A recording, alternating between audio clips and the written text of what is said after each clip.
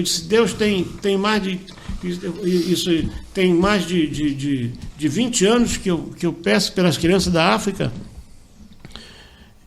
E o que tu vais fazer, Deus? E nessa hora, então, é como se a televisão desaparecesse e aquela voz me disse assim, eu não vou fazer nada. Tu vais fazer.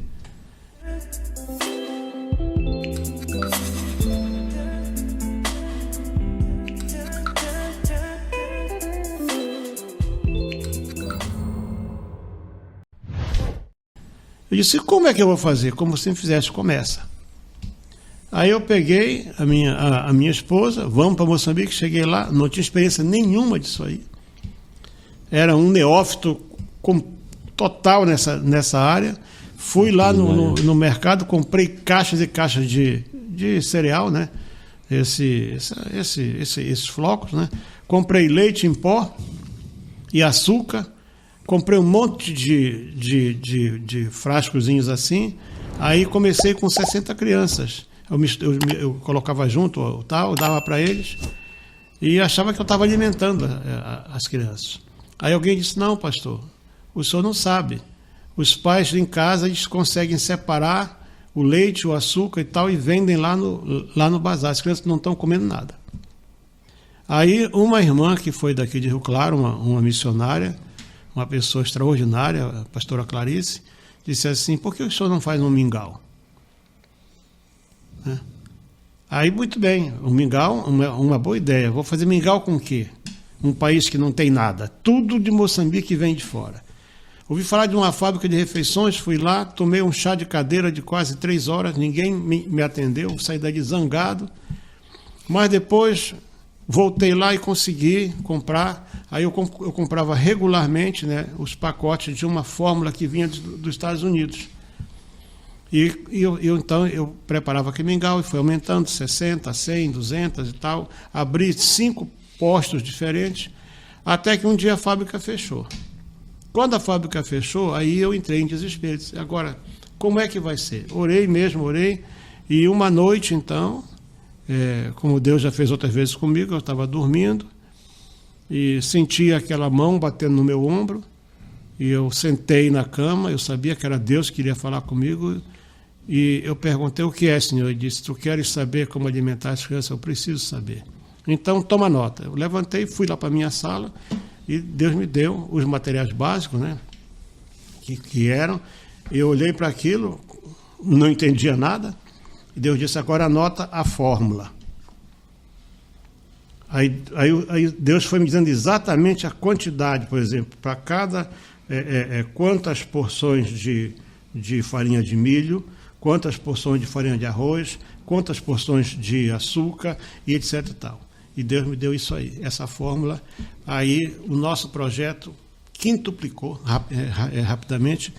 Crianças que estavam com índice de massa corporal abaixo de 15, quando o mínimo é 18, a maioria estava abaixo de 15. Um dia o Júnior chorou lá porque a filha dele, com poucos meses, pesava 15 quilos, e tinha crianças lá com 5 anos que pesavam 12 quilos, né? E em 2 meses aquelas crianças estavam já com a massa corporal sendo recomposta. Foi uma coisa extraordinária. E nós ampliamos o projeto, começamos a dar mochila, material escolar, eu fiz convênio com o posto de saúde para vacinação, e o projeto teve uma dimensão, nós chegamos a ter 1.500 crianças alimentadas regularmente, com material escolar, com tudo, até que veio o grande ciclone de 2019, o Idai, que desmontou tudo, destruiu todas as nossas bases, foi tudo embora, panelas, pratos, tudo, foi e eu não tive mais como recompor, porque eu comecei, eu estava recomeçando em março de 2020, certo? Eu já tinha colocado em alguns lugares, quando veio a pandemia. Com a pandemia as igrejas fecharam, missão vive de oferta,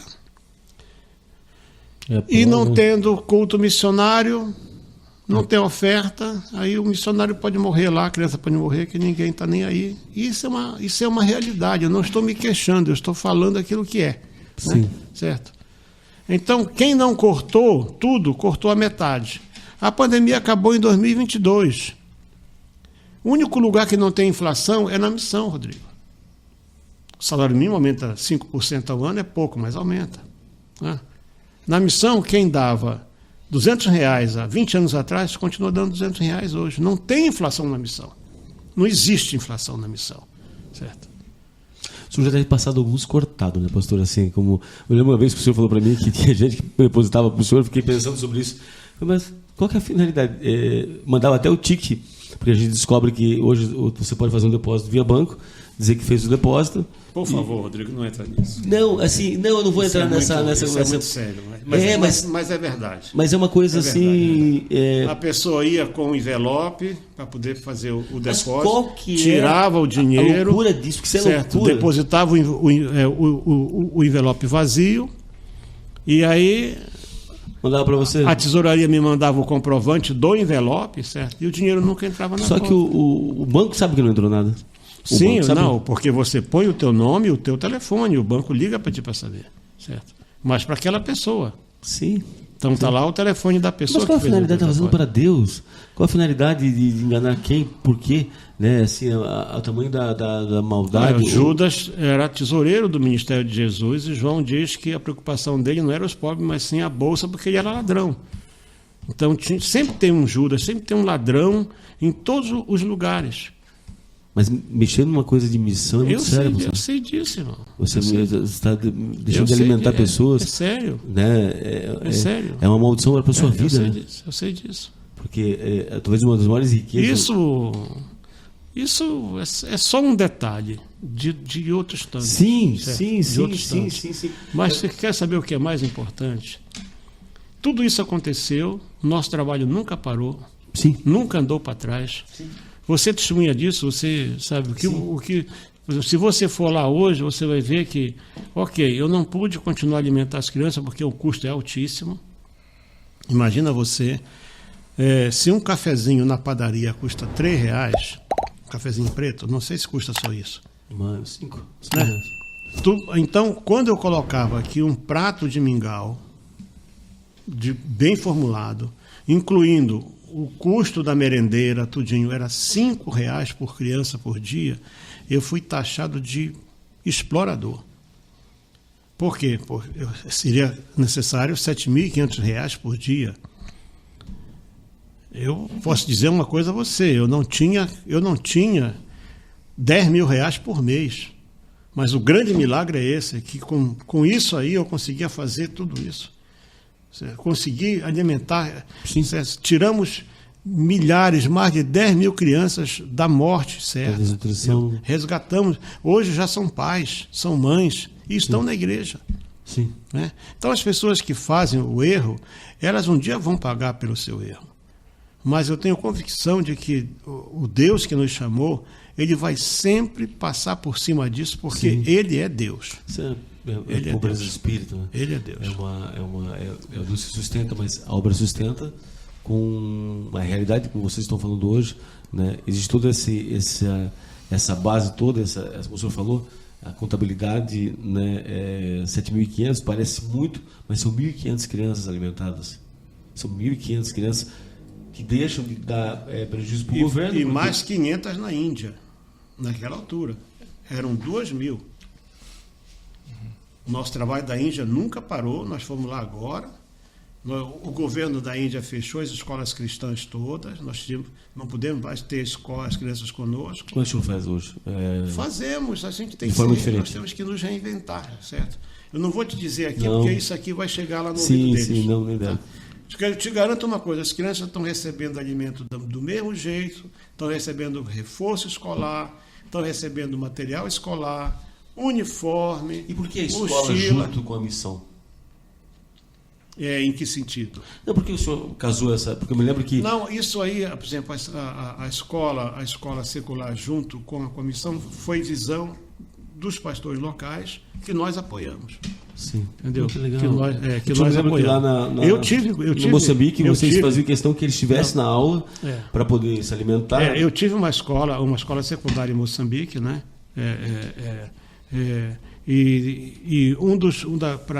Para a criança permanecer no nosso projeto, ela tinha que apresentar resultados. Ela não podia faltar, não podia deixar a escola, e ela tinha que ser promovida de ano.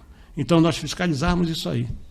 E as crianças, claro, a criança alimentada aprende, né? A criança não aprende quando ela não tem... né? Como é que o cérebro sem alimento vai conseguir captar alguma coisa? Porque o alimento que o pastor está falando aqui é um mingau, tá, gente? É um mingau. Não é um era o prato. único, para eles era o único alimento. Mais ou menos como, variando do tamanho da criança, 300, né? 300 a 500 ml, era um prato bem... O que eles comem à noite? Nada. Não tem nada? Nada. De manhã, nada. Fica vendo televisão? Não, é porque não tem, né? Para você ter ideia, O Júnior sabe bem disso aí. em 2005, eu estava na África do Sul, que é um país Teoricamente? bom, né? E eu vi as crianças chegando bem cedo na igreja, e aquela coisa me impulsionou. Eu perguntei: vocês já tomaram café da manhã? Eu disse: não, pastor, não tomamos ainda. É o breakfast. Aí e que hora você vai comer? Quando a mamãe chegar. 7 horas da noite? 7 horas da noite. Talvez. Então, naquela época, na África do Sul hoje, em todas as nossas igrejas, nós damos o café da manhã, logo pelo domingo de manhã, que é para a criança poder comer e poder receber a escola dominical, a aula, né? Aí a criança vai absorver alguma coisa. Hoje nós temos um trabalho lindo em Joanesburgo e na cidade de Everton, que fica a 60 quilômetros ao sul de Joanesburgo, é uma cidade negra. Hoje nós temos em Everton mais de 50 crianças que tomam café da manhã. Chegam a 70 crianças. Chega a 70.